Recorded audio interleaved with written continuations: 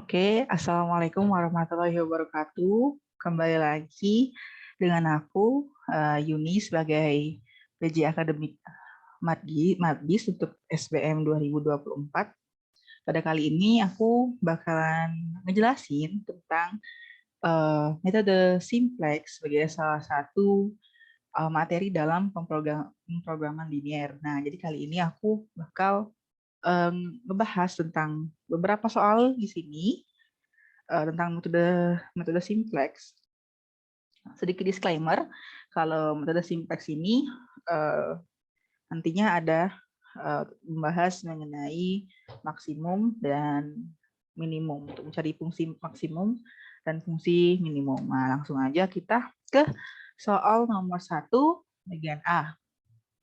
Nah, di sini kita diminta untuk melakukan penyelesaian kepada masalah pemrograman linier dengan metode simplex. Terus apa sih yang disuruh? Disuruh adalah memaksimumkan P sama dengan 3x ditambah 4y dengan kendala, teman-teman. Kendalanya itu adalah x ditambah y kurang dari sama dengan 4, 2x ditambah y kurang dari sama dengan 5, x lebih besar daripada 0, y lebih besar daripada 0. Nah, mungkin kalau sebelum ke cara menyelesaikannya, aku kasih tahu dulu kenapa ini X lebih besar pada 0, Y lebih besar pada 0, dan 4 sama 5 ini positif, karena untuk melakukan melakukan yang namanya metode simplex, itu syaratnya adalah demikian. Jadi harus positif ya, konstantanya 4 sama 5-nya positif. Nggak boleh itu namanya konstantanya negatif, selalu -4. Nah, langkah pertama yang dilakukan untuk melakukan metode simplex adalah kita merubah soal ini menjadi bentuk baku ya, untuk baku kendala. Untuk bakunya itu dibuat, ini kan kesamaan ya teman-teman, nanti dibuat menjadi persamaan. Itu ada X ditambah Y ditambah U. Nah, kenapa ada U? Nanti ini maksudnya adalah select variable. Jadi kalau pakai metode simplex kita harus tambahkan satu variabel lagi sama dengan 4. Ini juga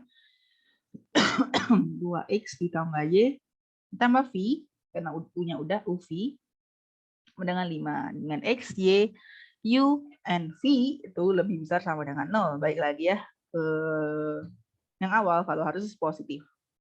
Nah, FO, bentuk FO-nya itu adalah fungsi objektif ya. FO itu fungsi objektif, yang mana itu harus di ruas kiri semua ya teman-teman. Berarti P itu minus 3x diruaskan, beda pindah ruas itu berubah tanda ya teman-teman.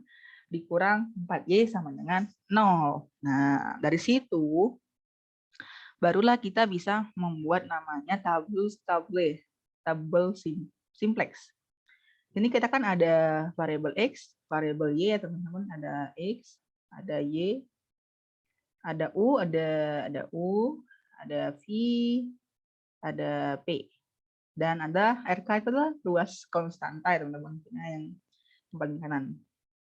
Kita baca dari sini ya. Pertama x1 satu kan, y-nya juga 1, u-nya 1, v-nya nggak ada kan di sini. V 0, ini juga 0, ruas konstantannya 4. Dari sini ada 2, sini ada 1, di sini v-nya nggak, u-nya nggak ada, berarti 0. V-nya 1, v-nya juga nggak ada, 0. Ruas konstantannya adalah 5. Nah, ini kan kendala ya teman-teman. Nah, nanti dibuat tabel simplex 1, dipisahin sama fungsi objektifnya, diberi garis gini ya. Nah, itu berarti kita punya x-nya ada -3, y-nya -4, u-nya nggak ada, v-nya nggak ada, p-nya 1. Jadi 0. Nah, terus gimana lagi? Jadi, metode simplex ini bisa dikatakan maksimum atau minimum apabila si fungsi objektifnya yang di paling bawah itu tuh nggak ada minus lagi, teman-teman. Kalau dia masih ada minus, berarti masih bisa dilakukan metode simplex ya, teman-teman. Nah, caranya yang gimana? Kita pakai, ini kan ada 2 ya minusnya. Kita pakai yang minus paling gede, -4. Oke. Dari situ Berarti baris yang ini menjadi baris patokan ya teman-teman, baris yang Y ini. Nah, terus kita gimana terusnya? Terus selanjutnya kita menentukan pivot. Pivot itu rumusnya adalah ruas konstanta dibagi kolom pivot. Ini ruas konstanta kan ya. Nah, ini dibagi ya teman-teman, 4 dibagi 1. Kenapa dibagi 1 yang ini bukan 1 yang ini? Ya karena yang minus yang paling gede itu minus 4 kan. Nah, minus 4 ini ada di baris yang ini, di kolom yang ini. Berarti 4 dibagi 1, 5 dibagi 1. Nah, yang fungsi objektifnya nggak usah. Kita cuma nyari yang fungsi kendalanya aja. Udah nih, kita dapat 1. Kita lihat di sini, kan ada hasilnya, ada yang 4, ada yang 5 ya, dari hasil pembagian antara RK dan kolom pivot. Nah, yang menjadi pivot adalah 4. Kenapa 4? Karena kita lihat yang paling kecil. Nah, ingat, ulang ya, kalau kita nyari ini, melihat yang bawah yang ini, yang masih minusnya, cari minus yang paling besar. Kalau ini kita cari pivot yang paling kecil, 4. Berarti kan ini baris ke sini, gimana ya? Baris sini ketemu 4 yang ini, nah itu berarti 1. Yang jadi patokan kita berarti sini 1. Ya teman-teman, 1. 1 ini jadi patokan kita ya teman-teman. Jadi patokan kita untuk ngeubah ini menjadi baris tereduksi. Nah, pertama kita harus lakukan iterasi ya. Iterasi pertama itu dengan R2 dikurang R1. Jadi tugas kita ini kan udah 1 ya teman-teman. Ya. Berarti kita pengen buat ini jadi 0, 0. Supaya ini jadi 1 utama. Ya. Pokoknya ini jadi patokan kita, udah jadi patokan kita buat ini jadi satu utama yang jadi patokan ini. Berarti kalau jadi 1 utama, berarti yang bawah-bawahnya harus 0 kan? Baik lagi ke konsep garis L baris reduksi ya. Nah, caranya gimana? Cara buat R2 yang ini jadi 0, ya berarti R2 dikurang R1. Nah, itu jadi gini hasilnya ya. Semua yang R2 dikurang R1, berarti 2 dikurang 1, 1 kurang 1, 0 kan? 0 minus 1, 1 dikurang 0 itu 1, 0 kurang 0 itu 0, 5 dikurang 4 itu 1. Nah, udah dapet. Nah, terus kita iterasi lagi ya teman-teman. Nah, iterasinya itu yang kedua kita iterasiin yang paling bawah ya teman-teman. Paling bawah. Bukan yang ini, sama. Kita ini nunggu aja hasilnya. Udah nih, kita nggak iterasi. Ya, yang ini bener. Yang ini ya, ini kan masih minus 4 ya. Gimana caranya minus 4 jadi 0? Ya udah, berarti R3 ditambah 4R1. Kan? Udah dapat hasilnya 1, 0, 4, 0, 1, 16. Nah, kita cek nih di fungsi objektif, apakah masih ada minus? Tidak ada, berarti udah selesai ya. Udah selesai perjuangan kita di nomor 1A ini. Terus conclusion-nya apa? Karena tidak ada lagi yang negatif di fungsi objektif, maka bisa di stop. Nah, kita cari XY sama nilai P-nya ya. X-nya nggak ada, karena apa nggak ada? Karena di X ini nggak ada 1 utama. Maksudnya 1 utama itu apa? Ketika ada angka 1, terus di bawahnya itu 0. Nah, nggak ada nih, 1, berarti nggak ada. Y-nya berapa? 1 kan, di sini 1. Nah, 1 itu berapa di sini? Nah, 4. Nah, berarti 4. 4. Ini 1 utama kan, karena bawahnya 0. P-nya berapa? P-nya 16, karena ini 1 utama. Itu 16. Sebenarnya kita bisa juga cari V-nya ya. V-nya itu 1 utama di sini kan. 1. Tapi kita cuma cari X, Y, sama P-nya saja. Oke. Itu selesai nomor 1 ya. 1 bagian A. Terus kita punya nomor 1 juga, tapi di bagian nomor B. Bedanya apa sama yang pertama? Yang kalau yang ini, kita harus memaksimumkan juga P sama dengan 4X ditambah 6Y. Dengan kendalanya ada 3 persamaan ya teman-teman. Kalau yang tadi kan cuma ada 2 persamaan. Nah, ini ada 3 persamaan. Itu 3X tambah Y kurang lebih sama dengan 24. 2X ditambah Y kurang lebih sama dengan 18. X tambah 3Y kurang dari sama dengan 24. X lebih besar pada 0, Y lebih besar pada 0, karena nggak boleh Nggak boleh apa? Nggak boleh negatif. Nah, ke bentuk baku seperti biasa ya, kita harus ke bentuk bakunya dulu, alias kita ubah jadi bentuk persamaan. Itu 3x ditambah y ditambah u sama dengan 24. 2x ditambah y tambah v sama dengan 8. X ditambah 3y tambah w sama dengan 24. Jadi u, v, w-nya ini adalah slack ya, slack variabelnya. Dengan x, y, u, v, w itu lebih besar daripada 0. Maka kita cari fungsi objektifnya teman-teman. Yang ini ya soalnya benar. Jadi kan kendalanya. Nah, P berarti dipindahin ke ruas kiri, jadi P dikurang minus 4x minus 6y sama dengan 0. Ya, sama teman-teman, masih sama kayak tadi. Berarti kita ada sini x, y, u, v, w, p, dan ruas konstanta. Kita lihat nih yang mana paling gede. Ini minusnya. Nah, minus 6. Ya udah, minus 6 berarti ya jadi patokan. Berarti jadi patokan adalah baris yang ini. Oke. Di sini kita punya 24. 24 dibagi 1. 24 ya. 18 dibagi 1. 16. 24 dibagi 3. 8. Berarti yang jadi pivot adalah yang 8 ya. Yang 8 berarti 3 ini. Yang 3 menjadi patokan untuk dilakukan iterasi. Nah, 3 kan. Nah, tugas kita adalah menjadikan 3 ini menjadi satu utama. Ya udah, kita lakukan. Berarti supaya jadi 1 dibagi 3 kan R3-nya. Ya udah, berarti kalau semua baris 3 ini jadi dibagi 3, berarti sepertiga 1, 0, 0, sepertiga 0, 24 bagi 3, 8. Terus begitu aja sampai semuanya itu jadi satu utama ya, semuanya itu jadi 0. Ini kan masih 1 ya. R2-nya dikurang R3 supaya jadi 0. Terus setelah jadi 0, kita buat juga yang bawahnya jadi 0 sama. Yang penting semuanya itu 0, cuman yang jadi patokan aja yang tetap jadi 1. Nah, masih ada nih pas dicoba guys, ternyata udah nih ini satu utamanya udah jadi satu utama nih. 0, 0, semuanya 0. Nah, tapi masih ada fungsi objektif yang negatif. Nah, berarti kita lakukan iterasi ulang dari awal, teman-teman.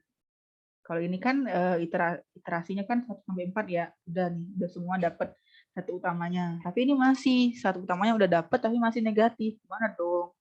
Caranya kita lakukan pencarian pivot sekali lagi dan iterasi yang diulang. Nah, pivotnya oke, balik. Nah, minus 2 ya. Minus 2 berarti ini jadi patokan. Baris kolom yang ini jadi patokan. Berarti 16 dibagi 8/3. 16 dibagi 5/3 dan 8 bagi 1/3, hasilnya tuh ada 6 ya. Ini 6 sama aja, berarti bebas ya pilih yang mana. Pilih yang ini aja. Tapi teman-teman juga bisa pilih yang atas ya. Nah, ya udah, berarti ini minus 2 kan tadi. Nah, dan 10-nya yang 6 itu ada di sini. Berarti sini 5/3 ini harus jadiin satu utama. Ya udah, berarti R2 dikali 3/5 ya. Kalau beda jadi 1. Terus R2-nya 8/3 dikali R2, B jadi 0. Ini juga harus jadi 0. Pokoknya semuanya harus 0. Selain satu utama. Dan nanti biar bisa dapat. Nah, ini untuk yang atas adalah fungsi objektifnya ditambah 2R2. Nah, dari sini kan udah nggak ada lagi nih yang negatif. Dari baris fungsi objektifnya. Berarti sudah bisa berhenti ya. Nah, kita dapat X itu kan satu utama 6. Nah, V-nya itu V-nya itu adalah 6 ya. Ini maksudnya Y ya, bukan V ya, ini Y. Nah, dan nilai fungsi objektifnya itu adalah 60P. Ini misalnya fungsi itu adalah P. Nah, P-nya sama dengan 60. Udah nih teman-teman, aku ulang lagi ya, mungkin sekilas. Langkah pertama adalah kita bentuk baku. Udah ke bentuk baku, barulah kita tabel simplex. Nah, di tabel simplex kita lihat yang paling besar minusnya. Habis itu kita cari rasionya atau kita cari pivotnya. dengan dibagi dengan kolom tersebut, kolom yang paling besar manisan tadi. Habis itu baru kita cari patokan yang jadi satu utama. Nah, seterusnya ya udah kita ikutin aja alurnya supaya dari satu utama itu semua kolom selain satu utama itu 0 gitu. Nah, kita lanjut kan ya. Mana agak liar ya. Oh, udah terakhir nih. Bentar. Nah, ini nomor 2. Nah, kalian nomor 1A sama B itu kita diminta untuk memaksimumkan. Nah, lalu bagaimana cara kita meminimumkan ya, teman-teman? Yang pertama itu kita diminta untuk meminimumkan C sama dengan minus 2x dikurang minus Y dengan kendala X tambah 2Y kurang sama dengan 6, 3X tambah 2Y kurang sama dengan 12, X divisor pada 0, dan Y divisor pada 0. Nah, karena kita ingin meminimumkan, nah caranya kita sama aja, kita ujung-ujungnya juga mau memaksimumkan. Nah, tapi kita harus ubah ruasnya ini menjadi ruas yang berlawanan. Karena jadi ini kan kita punya C aksen. Nah, C aksennya C ini kan positif, jadi minus sama dengan ini 2x-nya minus kan, minus 2x jadi 2x aja, minus Y jadi Y aja. Gitu ya, teman-teman.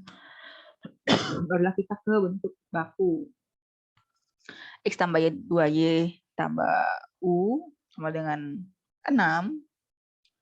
Kenapa jadi positif ya? Karena tadi udah bilang tadi, dibalik ya, variabelnya. 3X tambah 2Y tambah Q sama dengan 12, X, Y, U, dan T lebih besar daripada 0. Nah, fungsi objektifnya berarti minus C itu minus 2 minus Y sama dengan 0. Nah, kenapa balik lagi ke minus ya? Karena kita ubah ruas ya, teman-teman. Dari sebelah kiri semua.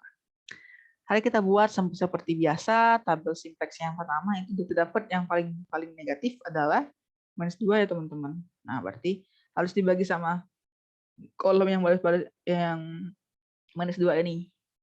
Berarti RK dibagi kolom yang X 6 bagi 1, 6, 12 bagi 3, 4. Berarti defaultnya adalah 4 ya. 4 itu ada di mana? Di sini. Berarti 3 ini harus kita jadikan satu utama. Dimanapun caranya. Berarti dibagi 3 ya, biar jadi 1. Dibagi 3. Yang itu udah jadi 1. Kita bisa jadi ubah R2 dikurang S1 dan R3 tambah 2R2. Jadi 1, ini 0, di sini 0. Nah, udah jadi satu utama. Oh, ternyata di sini yang fungsi objektifnya udah nggak ada lagi nih minus. Berarti kita nggak usah lagi tuh ngulang dari awal untuk cari defaultnya, karena udah berhenti ya, udah cukup ya. Kita dapat X-nya itu adalah 4, Y-nya 0, karena nggak ada ya, di sini nggak ada satu utama. U-nya itu adalah 2, tapi nggak kita tulis di sini. Y-nya nggak ada. C aksen atau fungsi X itu adalah 8. Nah, karena C aksen ya ini, berarti kita memperoleh C-nya adalah minus 8. Gitu, teman-teman. Karena dia mintanya diminimumkan ya. Minimumkan artinya minus ya. Gitu. Oke. Semoga teman-teman ngerti ya. Terus ini soal terakhir, ini sama aja kayak yang tadi. C sama dengan minus 2X minus 3Y dengan kendala. Jadi diminta meminimumkan ya, sama kendala yang 3X tambah 4Y kurang dari sama dengan 24. 7X minus 4Y kurang dari sama dengan 16. X dari sama dengan 0, Y dari sama dengan 0. Nah, kita memaksimumkan. Karena kita ini fungsinya untuk meminimumkan, ini fungsi untuk meminimumkan. Karena ya udah, kita ubah aja bentuknya jadi minus C plus 2X ditambah 3Y. Udah kita bentuk baku, 3X tambah 4Y tambah U sebagai slack sama dengan 24, 7X minus 4 tambah U sama dengan 16. Nah, maka X, Y, U, and V itu lebih besar daripada 0. Nah, fungsi objektifnya gimana? Ya udah, itu berarti kita punya C aksen. Di sini C aksen ya, teman-teman mungkin bingung. C aksen ini 2 kan. 2 sama 3. Berarti ini jadi minus 2, minus 3. X dan Y. Sama dengan 0. Sama, tetap sama teman-teman. Kita buat tabel simplexnya, kita cari yang paling gede, minus 3. Ya, minus 3 ya. Terus kita cari pivotnya dengan kolom yang C, 24 bagi 4, 6. Nah, kenapa 16-nya nggak dibagi minus 4? Karena itu jadinya minus. Jadi nggak usah, kalau dia kolomnya itu minus, berarti nggak usah teman-teman dibagi. Kita cuma ngebagi untuk penentuan pivot itu hanya yang positif. Kita dapat 4 di sini sebagai patokan, menjadi satu utama. Ya udah, berarti 4 ini bagi berapa? Kita bagi 4 ya, karena bisa satu utama. Jadi dibagi 4. Terus yang R2-nya sama R3-nya jadi 0, itu adalah R2 tambah 4R1 dan R3 tambah 3R1. Nah, udah semua nih. Nolnya udah dari satu utama, satunya udah dari satu utama, dan bawahnya 0. Nah, iterasinya berhenti karena tidak ada lagi koefisien negatif pada fungsi objektif. Kita cari X-nya 0 karena nggak ada satu utama. Y-nya adalah 1 sini, berarti 6. Y sama dengan 6. U-nya nggak ada karena nggak ada satu utama. V-nya ada, V-nya itu 140, berarti V sama dengan 40. Kita nggak tulis di sini. C-nya itu adalah 1 ini dari satu utama, berarti 1 ini C aksennya adalah 18. Nah, C aksen kan 18, teman-teman. Berarti kalau nilai C aja minus 18. Jadi gitu kan, dia diminimumkan ya. Jadi dibalik dari hasil yang aslinya tandanya. Oke, mungkin gitu aja ya dari metode simplex, karena sebenarnya metode simplex itu cukup simpel ya konsepnya. Yang penting kita teliti aja dalam melakukan iterasi ya. Oke, begitu aja ya teman-teman. Makasih banyak teman-teman. Assalamualaikum warahmatullahi wabarakatuh.